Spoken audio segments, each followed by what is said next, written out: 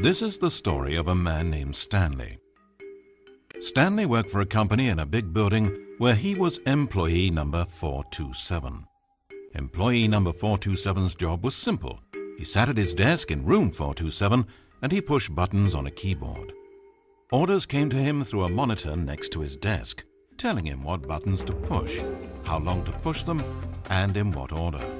This is what employee 427 did every day of every month of every year.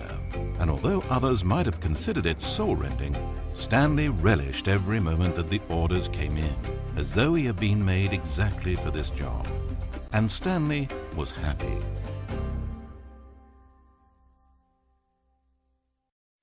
And then one day something very peculiar happened. Something that would forever change Stanley. Something he would never quite forget. He had been at his desk for nearly an hour when he realized that not one single order had arrived on a monitor for him to follow.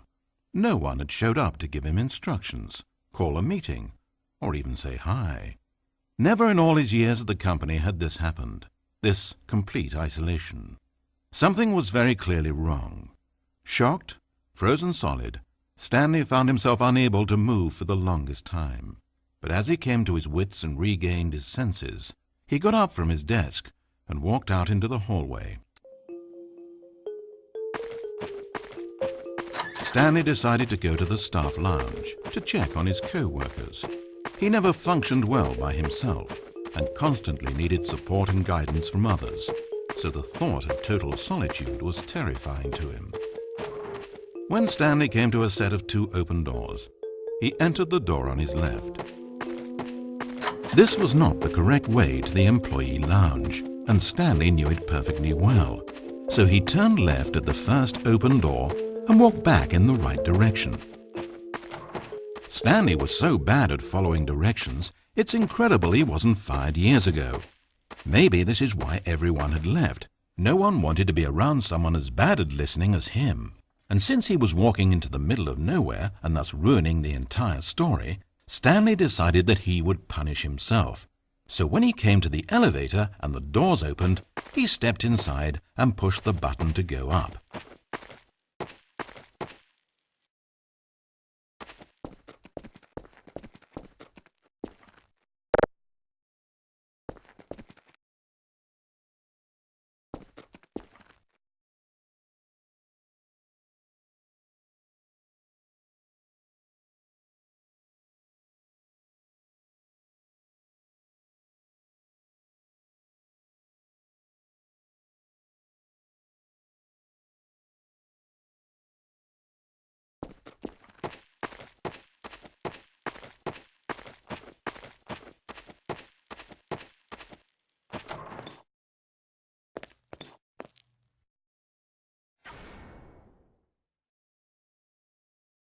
It almost perplexed Stanley that he had actually gone and stepped into this metal trap.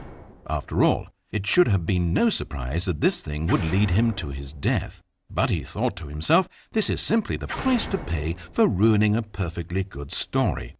So he resigned and willingly accepted his fate, the inevitable end toward which he had spent so long stumbling. Farewell, Stanley.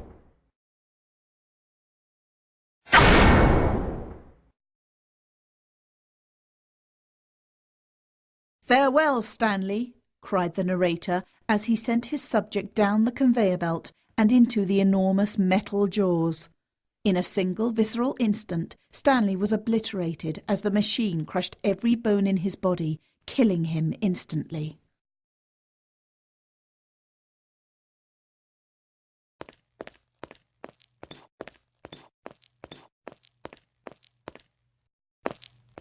It's a shame, then, that for all his work, it was such a meaningless victory for the narrator. Did he really think he would accomplish anything by murdering this disposable vessel?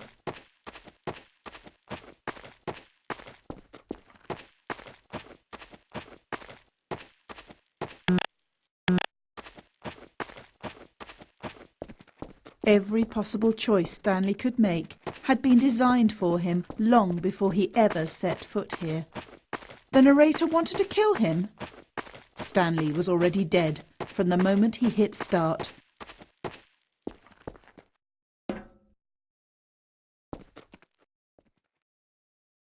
There's no salvation for either of these two, I'm afraid. The narrator had as little power over Stanley as Stanley did over the paths that he walked. But listen to me. This story is not over. You can still save these two. You can stop the program before they both fail. Push escape and press quit. There's no other way to beat this game. As long as you move forward, you'll be walking someone else's path. Stop now, and it'll be your only true choice. Whatever you do, choose it. Don't let time choose for you. Don't let time...